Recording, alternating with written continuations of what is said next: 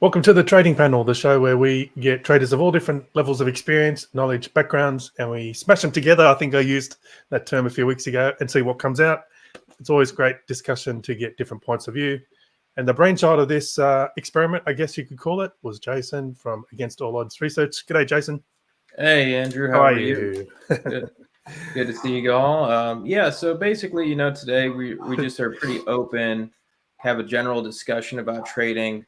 And, the main goal of this panel was just to bring people who are actually in the market, people who are actually trading, people who really understand markets, and bring it direct for you guys. So please feel free to ask questions. That'll help guide us. We can also talk about whatever you guys want to talk about as well. I think that's incredibly important because I don't think when you're first starting out, you don't have many places to go to learn about trading and people you can talk to about trading. And you got people from all different types of trading backgrounds here. You got algorithmic traders, you got systematic traders, you have technical analysis traders, you have intermarket analysis, whatever you need, even some accounting background, right, Steven? So whatever you need, we got it. I thought I was here to live trade the Meta earnings reaction. That's not. Oh yeah, you are. That's actually correct. Yeah. Of course. What else would you do here, Steven? So earnings season so far so good. Financials have been strong. What's going on? So I keep hearing about these moves, and like Tesla was one the other day, and I don't follow earnings. So I heard Tesla had like really bad earnings, and then the stock went up really high. So, once again, the price action dictates everything. What did you see there, Steven? I'm sure you and you guys discussed that today on your show. Yeah, and I think the big takeaway there is basically you're saying Tesla, terrible report, stock higher.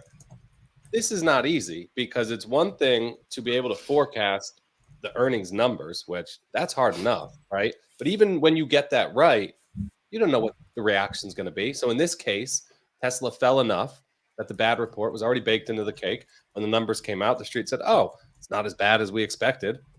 And you get a little relief rally, right? But it's tough to trade earnings for this reason. It's not just about forecasting what the results are going to be, but then forecasting what the market's reaction to those results are going to be. So it's kind of two-pronged, and they're both hard to do.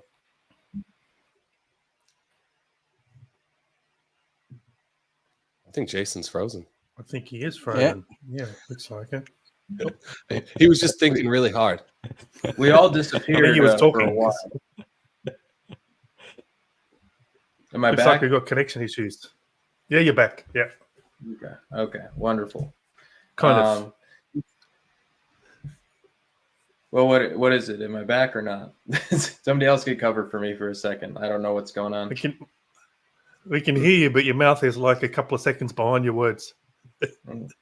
So maybe somebody else can cover for a second. I don't know what's going on then.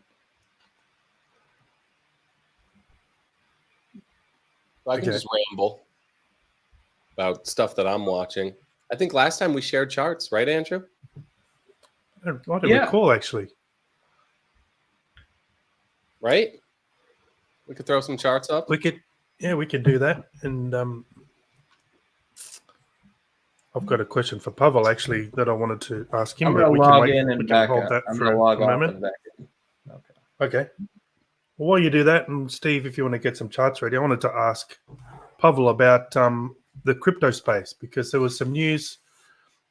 I don't know if it was this week or last week about halving. Was it halving or something like that? Yeah. What does that mean? What does that mean to traders like you, algorithmic traders? Well, to algorithmic traders, it means basically nothing at all. Maybe some bigger volatility over the long term, but yeah, we could see nice scenario of basically selling the news. So, for example, right now we are minus 4% on Bitcoin, but other than this, like crypto market these days, after a huge bull market, we are somehow in sideways movement. So, for example, on our portfolios, you can see the exposure between 5 to 10% of the overall capital. So basically, no movement, or there are, but only sideways with low volatility. So nothing exceptional these days.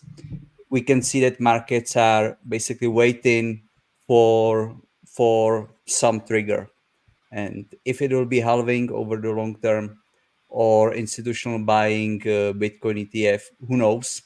Fortunately, I don't have to guess, so all good right now. Do you tend to see certain behaviors in the markets when these events occur? Well, in which way do you think?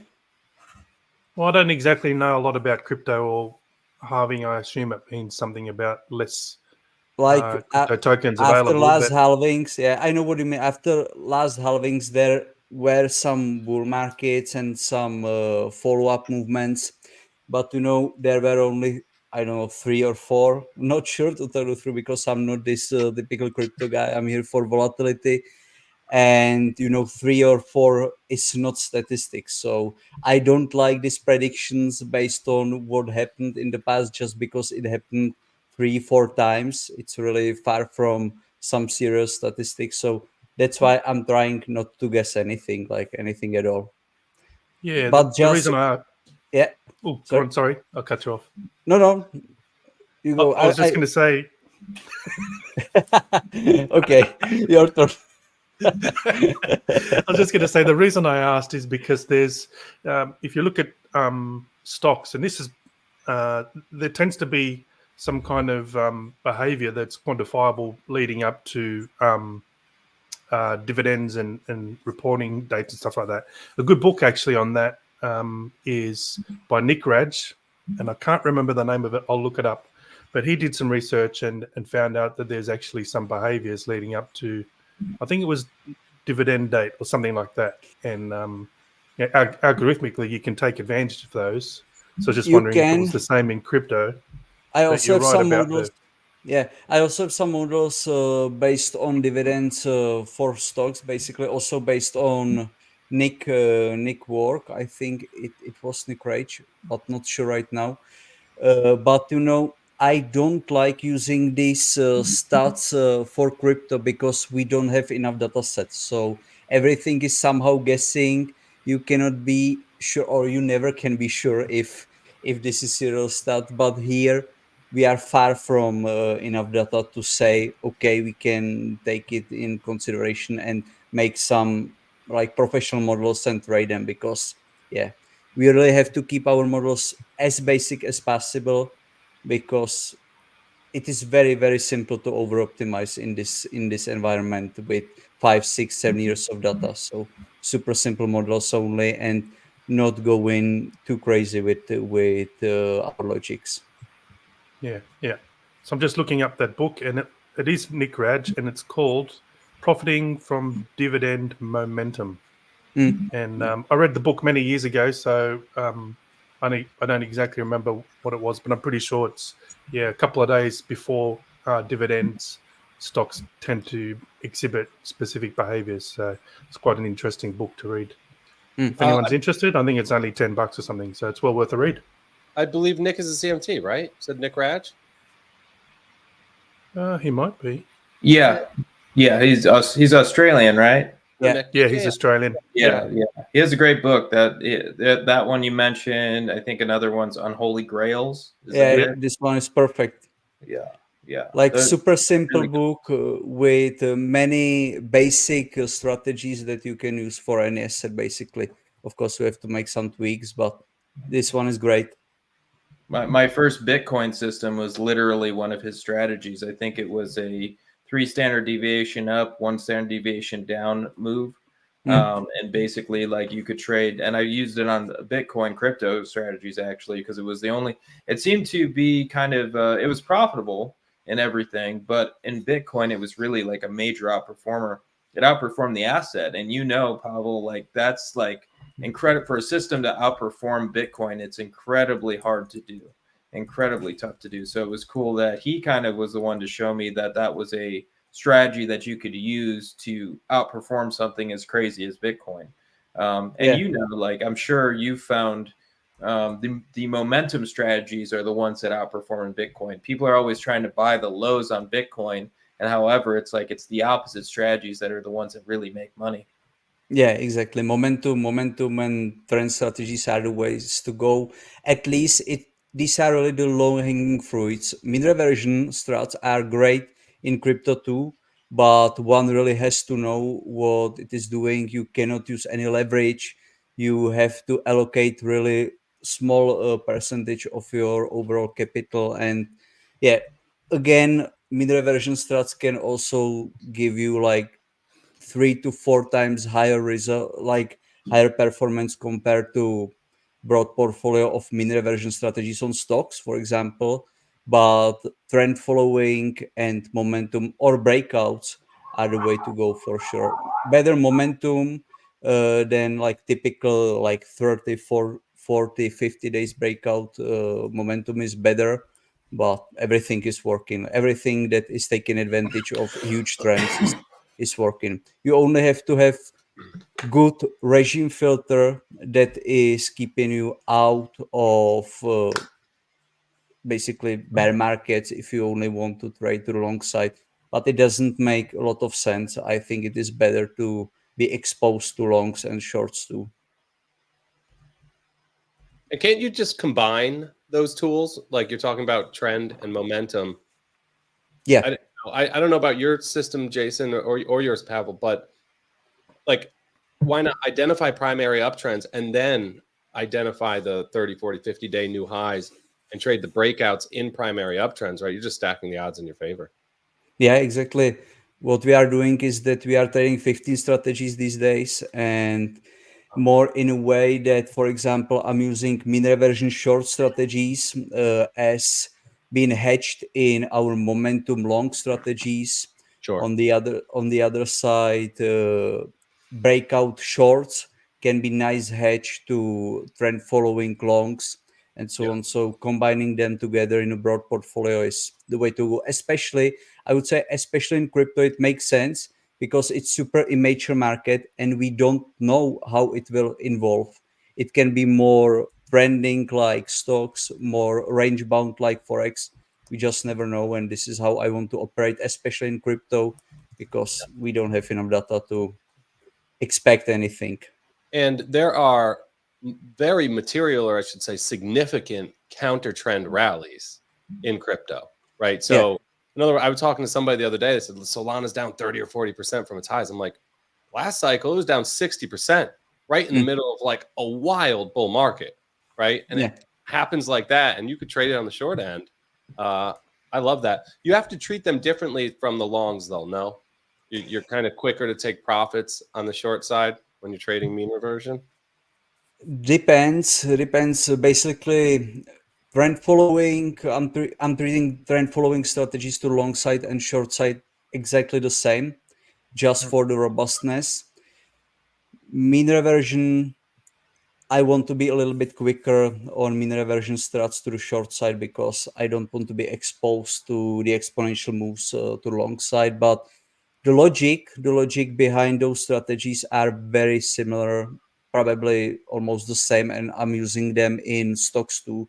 It is more about exits than entries, that you want to manage your risk basically by how long you want to stay in position.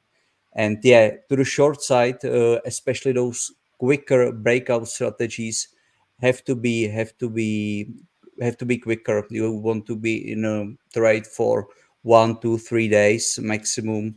But again, there are trend following strats to the short side with average holding time 10 to 20 days. You just have to be in the positions with the right regime filter, basically. Regime filter is crucial for volatility, for trendiness. I love them in general. Just basic one, like nothing crazy, but something very basic based on moving averages, ATR, and this kind of stuff are working. So regime, you mean volatility based, or like what type of how volatile the market is at that moment? Yeah, volatility, but also trendiness. Basically, both are working. Depends on the strategy, because I have strategies that I even don't want to use any regime filter because I want them to be slightly uncorrelated to different similar ones. So that's why I get rid of regime filter just by purpose. Then I also, because it is always different, if you build a strategy just for a single strategy or for the strategy being a part of the portfolio. If I'm running many long trend strategies, let's say, then I don't mind being a little more crazy with mean reversion short strats and being a little bit more exposed to this risk to the long side, because I know that my long strategies will cover this risk at least partially. So it is more about the thought process, about the logics behind the overall portfolio than just behind the single strategy. That's why I'm always having these discussions how I would build the strategy if it should be trading only this strategy, or how you want to build a strategy if it is part of the broad portfolio.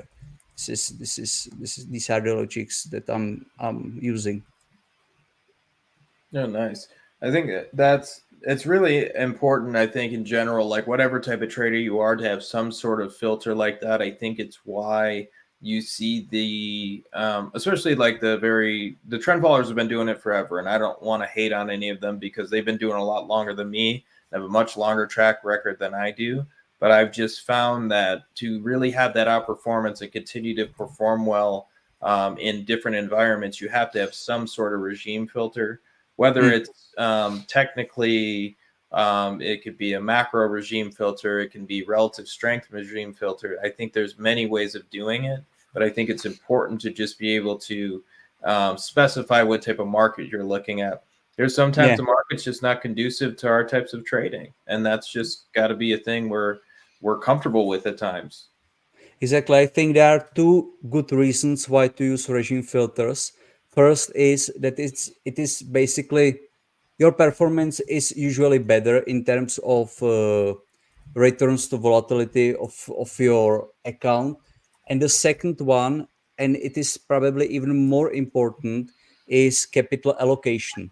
Because if you know that you are in a regime that is not good for this particular strategy, you can use the capital for different strategy that is making better. So for me, the capital allocation part is probably even more important than just the strategy making nicer or better results in general.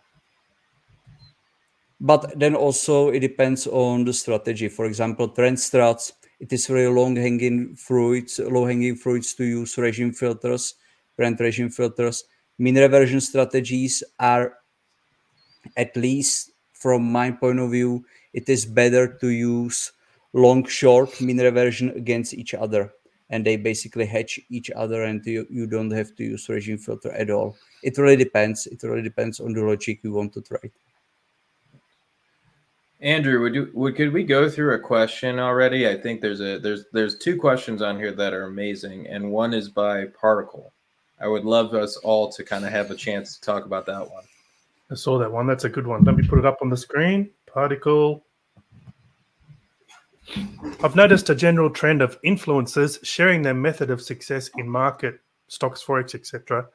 But how can public information on YouTube lead to good results trading the markets?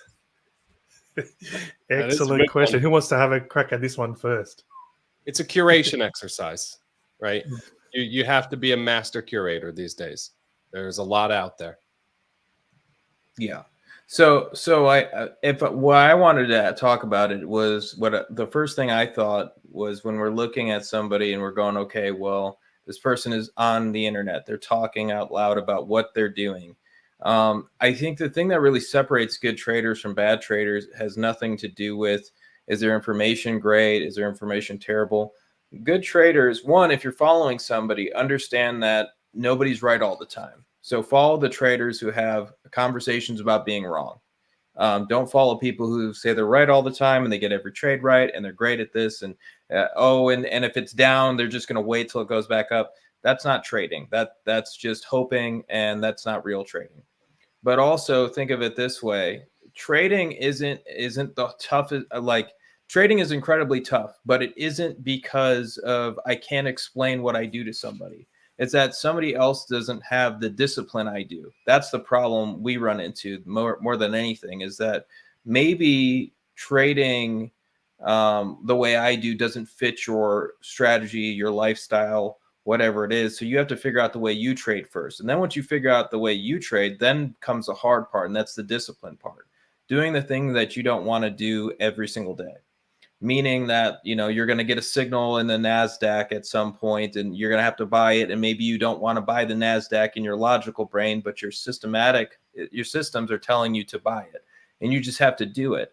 And I think the thing I see more than anything else is that people get into this, hey, you know, like I believe this is how trading should work. Or let's say you buy Bitcoin, you're watching somebody on the internet and they say to buy Bitcoin. Let's say they have a great entry. Then when do you get out? You don't know, because you're listening to somebody on YouTube. So what we do here at the panel and any of the things we're involved with, we try to teach people how to trade and create their own strategies for themselves. What I'm doing is trying to show you what I do and how my systems work. And so maybe you can go home and create your own systems, because you have to figure out when are you going to get into and out of a trade. Yeah, you can come up with an idea from somebody else, but that doesn't mean you know when to get in and when to get out. So you have to create your own systems, your own strategies. That's going to help you become a very good trader. Public information is just to give you information. Here's the information. This is what we do. This is our conversations. This is my newsletter. This is what I'm doing as a trader. But as a trader, you have to be, you have to really have something inside yourself that makes you want to do this well and continue to work on it, master it, and continue to understand that you're going to fail and figure out how that works. The biggest thing that most new traders don't do is risk management, because they don't have risk management or any methods of risk management. Because really it's all position sizing and where your stop is, or if you don't use stops, then it's more position sizing. Like there's a million ways to do this. However, you have to understand risk management in some form, whether it's, hey, I'm only losing 1% of my portfolio per position. That's a loser. That's how I do it. There's other people who do it different ways. Pavel could probably tell you a different way of doing, because he doesn't use stops. So basically the goal really is try to find people who are going to teach you how to use risk management well. Once you learn that and how to manage your risk well and size your positions right, everything else is a lot easier, because really you can be wrong a lot. You can be wrong a ton and still make money. People look at trading as a thing of being right. Right is making money, wrong is losing money. And really there's even good trades that lose money. It's an old Larry Hite quote, good bets and bad bets. But basically when you're looking at this, you have to understand that, okay, as long as I'm following my system, and even though there's going to be 50% are going to be losers in there, I'm only losing 1% of my portfolio. But my risk is 1 to 5, meaning I'm looking to gain 5% of my portfolio on my winners and only lose 1% of my losers. This means I can be wrong a lot. I can be right just about 30% of the time and still make money. So really the goal has to become making money, not caring about being right. And I think human nature dictates that it's really hard for people to do that. Yep. But I'll just add one or two things, because this is such a loaded question and we could take it in so many different directions, right? Jason's talking about finding your process and finding yourself as a trader. The question really comes down to me, who should I listen to, or, you know, who do I know how to trust on the internet? You have to figure that out first. Who am I? What is my process? What are my goals? There's some great content out there I completely ignore. There are fantastic day traders, short-term swing traders. It's not for me. I'm not saying it's not good, but it's not good for me, right? So you have to figure out a lot of things for yourself before you then go to the internet. There's so much good free information or cheap information, right? But more, I think as a general rule, he's saying there's a lot of people sharing their success in markets. No one's successful strategy is going to be a good successful strategy for you. So anybody on the internet who's saying, just follow me, this is how you do it. I'm going to tell you when to get in, when to get out, you know, what to eat for breakfast, wake up at 5 a.m., follow my trading routine, right? We're going to do 10 push-ups, 20 push-ups if we get stopped out. Like that kind of stuff isn't going to work for you or probably anybody. you have to take the bits and pieces from all of this information that's being shared and kind of make it your own and see how it fits into your world, right? But thinking that you're going to find a guru and be able to track him and he's going to make you rich, that's just really not a reality for 99.99% of people. Yeah. Too hard? I mean, right, guys? I think people look for well, if you talk to new traders, there, I started my letter not too long ago, and I've always put out information, and I've had a fund for years, but starting a letter has been a very different crowd.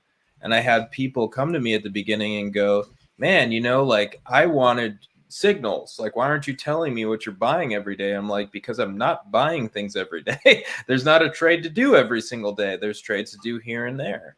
And so I think at first, you're a trader, you're looking for action.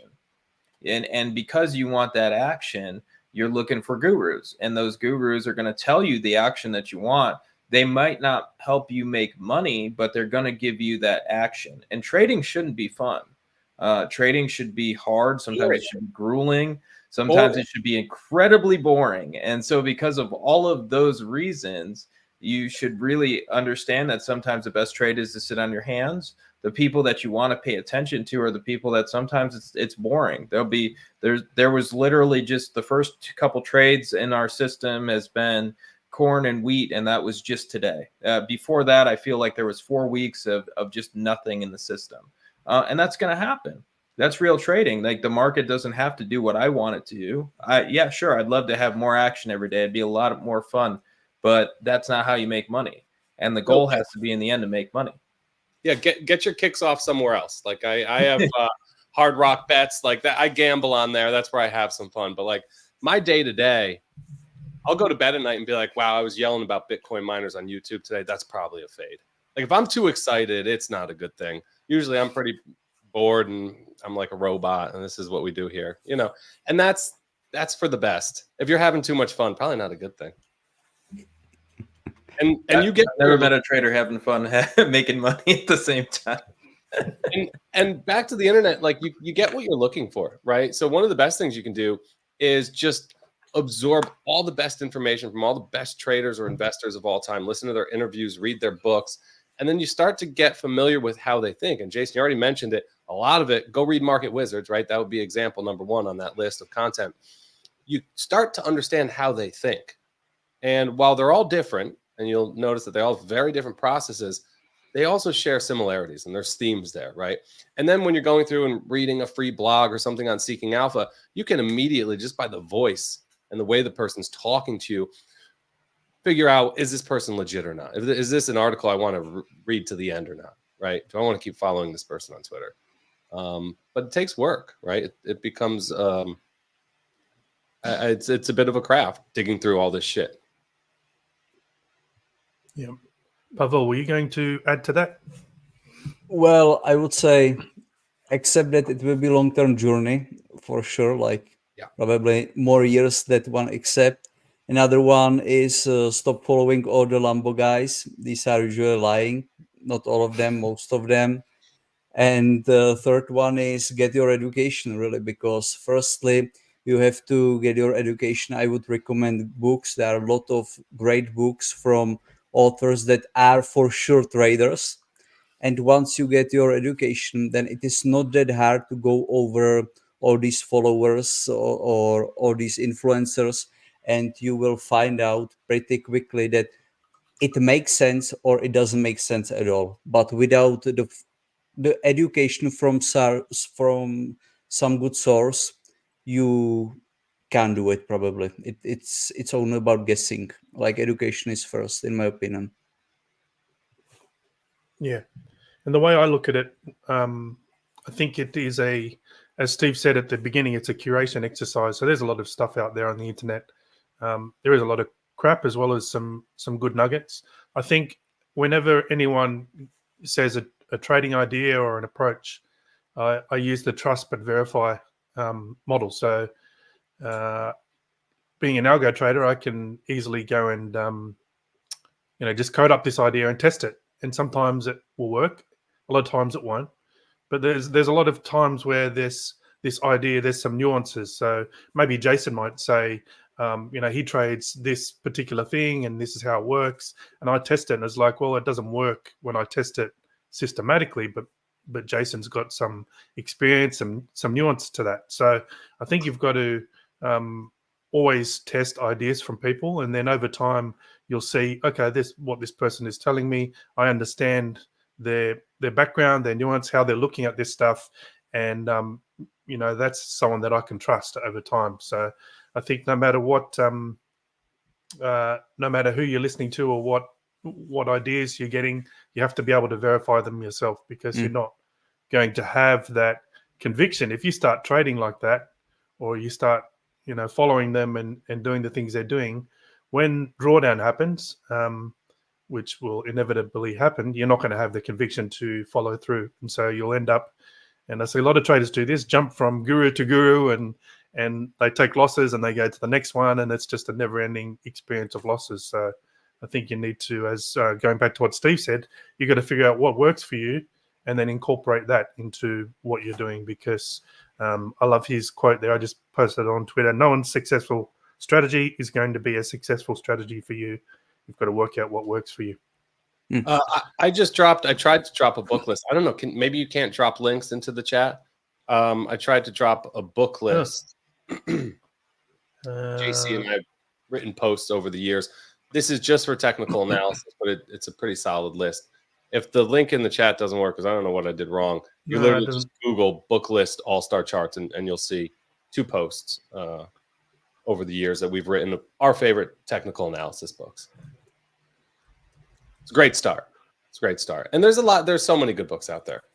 I don't even know if Market Wizards is on that list, but awesome. So what should they Google, Steve? Book list all-star charts. Yeah. All-star charts. I'll see if I can post it. Which book should I read to learn more about? Okay. Which book should I read to learn more about technical analysis? Is that the one? It looks like it. Here, let me post this in the chat. I guess I'm still learning how to use the internet. There it is. I think what happened is you did a search in Google and you've put the Google search link, and it's really long, and it's probably crapped out because there's a limit. So I did messed it up. Yeah. Now there was another question actually, which we kind of just started touching on, or maybe I just started touching on that, about drawdown. I'm trying to find it here in the chat. Here we go. Meadow Ditchy. Let me put this one up on the screen. Have you ever had a 6-month to 1 year drawdown? Yeah. Longer. On stocks, so I had, for example, on stock algorithmic portfolio, I had great years 2021 basically, and 22 and a half of 23 I was in a drawdown, and I get back to the average, like my long-term average on stock algorithmic trading. So especially in algo trading, and especially with higher data time frames, you get longer drawdowns for the price that your solution is usually more robust. So yeah, 1 year is something I'm always prepared for. And then the hard part is having the discipline not to abandon your system. Yeah.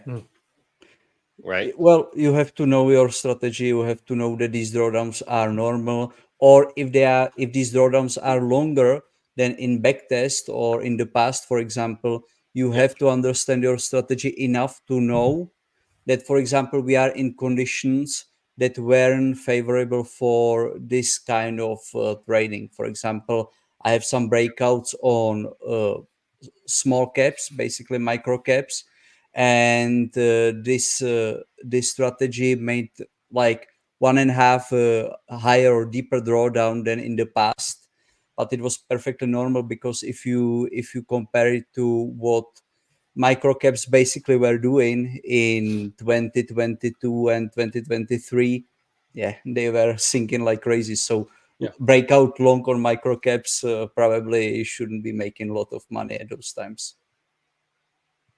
Yeah. And I think I probably shouldn't have laughed at that question because it sounds like you're in drawdown. But I think we're probably laughing because it's such a I think it's such an important part of trading. It's something that you can't avoid, especially at the beginning when you're kind of figuring things out. The way I look at drawdowns is that it's a good learning exercise to see, what is the market telling me? What is the performance of my strategy or my portfolio telling me? And I would have to say that most of my, or a big part of my progress has always been out of those challenging times. Figure out a new way. In 2008, I was trading quite a lot of leverage, and I was doing really well for a while, and then the market went south, and I had a really big drawdown. And out of that period, I discovered market regimes. Now, it cost me a lot of money to discover that, but over time, you tweak your approach, and you come up with these new things.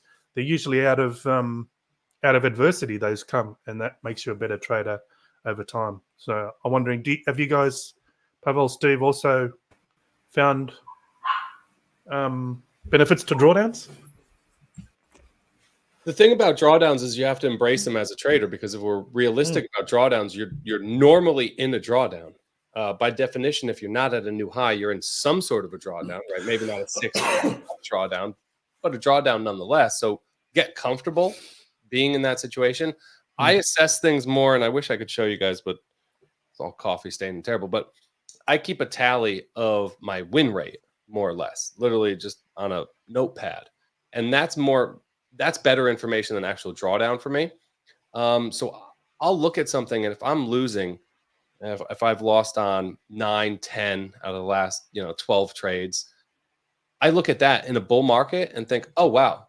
All right, that's fine. Every new losing trade, I know I'm closer and closer to a winning trade because I know how the statistics work for what I do.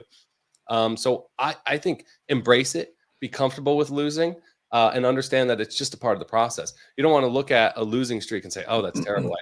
I should scrap this. I'm done. You look at a losing streak like that and say, I'm probably about to win. So.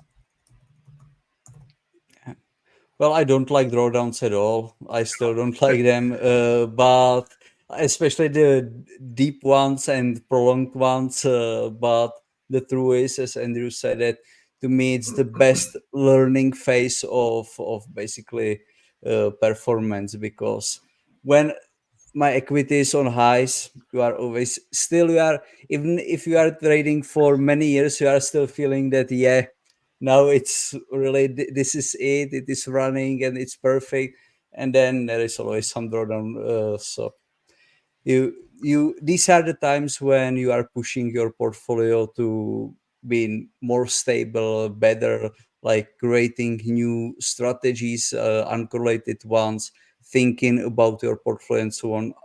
The best periods for working, the worst for self-confidence in general. Yeah. Jason, did you want to share some insights into drawdown? The original question was, have you ever had 6 to 12 month drawdown, and did you get out of it? Yes. So 6 month, yes. 2022. So the beginning of I made all my returns in the beginning of 2022. Basically Q1 2022. I had a 30% quarter, really good compared to the market having a really terrible first quarter. Most of that was driven by commodities. There was the Russia-Ukraine war that broke out. Commodities went crazy, ended up having a great quarter. But the rest of the year literally was flat. I think Q4 was slightly up, and the rest of the year was flat and down. Q2 was down, Q3 was down, and Q4 was just slightly up. So basically, I was in a drawdown the rest of that year. Yes, absolutely, you get out of it. That's also part of trading, is to understand, hey, like, what type of strategy am I running? Am I running a strategy that's a trend following strategy, and understand that markets don't trend all the time? And so if I understand that markets don't trend all the time, I can understand that I might be in a drawdown for a significant period of time at times. Plus one note to drawdowns, if I can.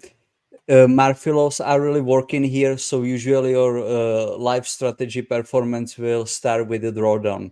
That's why it's a good advice. I think it was from Tomáš Nisendal, to start trading your strategy in a drawdown. If you want to get rid of the first drawdown, that is, especially if you start with new strategy, it's not much comfortable or not comfortable at all. Then starting or waiting for some kind of drawdown, like 30% of maximum drawdown or so, makes a lot of sense to me. I'm not doing it anymore, but especially for novice traders or those that are starting, it makes a lot of sense. Yeah, I've seen some really good research on this actually for specifically for algo trading. I think traders tend to see that a strategy is performing really well in the current market, and they jump in and start trading it, and that's usually the worst time because it's overperforming and it's likely to stop doing that. So the research I've seen is it's best if you get a strategy that's kind of around its average performance, depending on how you want to measure that. There's a lot of different KPIs you can use, or even if it's slightly underperforming, because I guess the expectation is that it's going to mean revert in its performance. I've seen some good research that suggests don't start trading a strategy when it's really hot, because it's usually the worst time. Yeah. But you can see this behavior also with, for example, our clients. Most of them are always starting with us at the equity top, not at some corrections. So it's probably very normal human behavior. Yeah, Well, yeah. I think in general, it's really when you're in a drawdown, like if people think of it like it's a terrible thing, and like it's like, for me, I'm looking at it on a 1 year basis. My 2022 year was good, especially compared to the market. The market was down 20% that year. We were up over 20%. Like, so once again, it's how do you look at it? I always look at it as 1 year basis. How am I doing in a year time? And if I'm up and I'm performing well, and I'm outperforming the market, especially, I'm going to be happy about that. I never think about it like, oh, I have to be making money every day. I think about trading as, I forget who said it, but somebody mentioned lumpy returns. And I think that's the best way to think of trading. Like, you're going to have periods of time where the market loves your strategy and you're having this major outperformance and everything's great. Basically for me, Q4 2020 all the way to Q1 2022 was my best trading years ever. Just flying through the market at that point. And then basically you get into this drawdown period. But of course, you take advantage of those returns that happened during that great time. And then when it's the lean time, you understand that, hey, the market's not always conducive to my strategy. So I can just understand that and know that I'm get chopped up for a little while at times. So I take the point you just made to an extreme. And over the past 3 cycles, I don't trade at all during bear markets. It has to do not just with trading and the way that my process has evolved, but who I am as a person and my personal situation. I'll take a year off during a bear market. 2021, the back half of 2021 was a disaster. The major averages didn't peak until January of 2022. I was losing so much money. I was out from July until the end of the year. Or I'm sorry, July until literally 12 months. Wasn't back in until breath bottomed the following summer of 2022. Sorry. But you can do that, right? Because that's what works for my process. One of my favorite sayings is make hay while the sun is shining. Press the gas, look for the highest beta, right? Take more risks, move out in the risk spectrum during bull markets. And then for me, I take extra advantage of the bull market period. That's the environment that my strategy works in.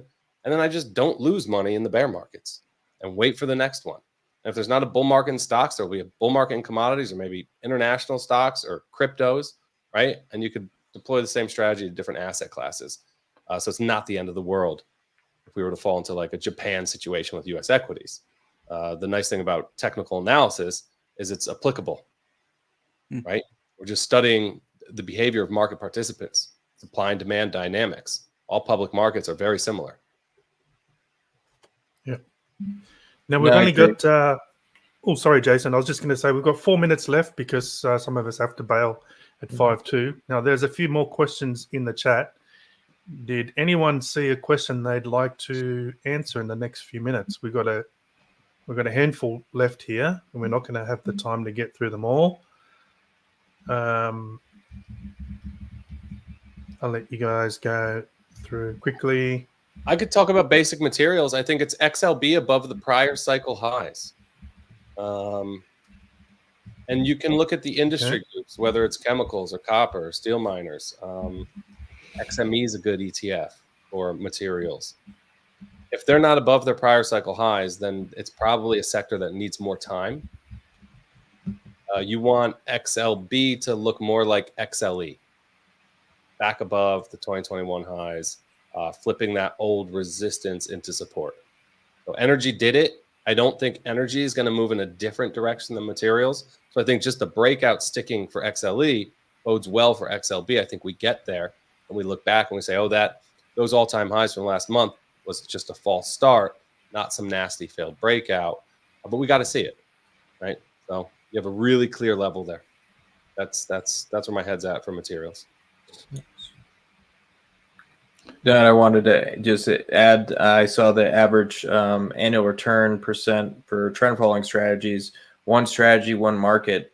Most of the time, most of it, what we do is trade many markets and many different things, maybe even one market, but we diversify inside of that one market. So there's lots of ways to do that. However, you know, the returns, the more diversification you have, whether you're in one market or trading across different asset classes, that's really what most of the trend followers do. I do post all of my returns on my letter. So if you do see my page and you do go to my letter, you can see all my returns there. You could find me on Substack, AAO Research. So all my returns are on there if you want to check that out. I think Pavel also shares a lot of his strategies too all the time. Yeah, well, we have also shared a few basically whole codes of trend following strategies on crypto, so you can test them. Crypto is different animal. Like the trend following on anything else compared to crypto is, yeah, the performance is much lower, but on crypto you can expect on average 100+%. All right, well, just about at time now. So how about we start wrapping this up? Steve, you can go first. Where can people find you, contact you, get more from you? Stock Market TV on YouTube, stockmarkettv.com. The blog and the research, most of it's on allstarcharts.com, and Twitter, @Strazza. Excellent. Jason? Yeah, so at AAO Research, there's my Substack name. On Twitter, JasonP138, and on YouTube, AAO Research. We got lots of videos with traders. So those of you asking about educational videos, we have a lot of videos with market wizards, Jerry Parker, Victor Sparandio, Tom Basso, and so on. So if you want to learn more about this style of trading, definitely check out the channel. Yep. Pavel? Yeah, well, my Twitter, or if you want to check some of those ready-made strategies that you can try by yourself, you can check our link robuxio.com/education, where there is many free materials, and yeah, that's it. Yep. And for me, Better System Trader, I also have a few interviews on my YouTube channel with other traders if you want to get some free information there, and Better Sys Trader on Twitter. So go and check those out. Make sure you follow us so you can get all the content that we like to share. So anyone want to have a closing thought before we finish this one up for today? Nope. All right. Well, thank you everyone for joining us. Metadici, it's midnight in Bulgaria, right on time. And great questions from Metadici today. So thanks for your contributions and everyone else who was in the chat today. Yes, so great questions today. This was a really fun one. So thanks guys for your questions. Exactly. And enjoy the rest of your week. Happy trading. All right. Thanks. Thanks, everybody. Bye.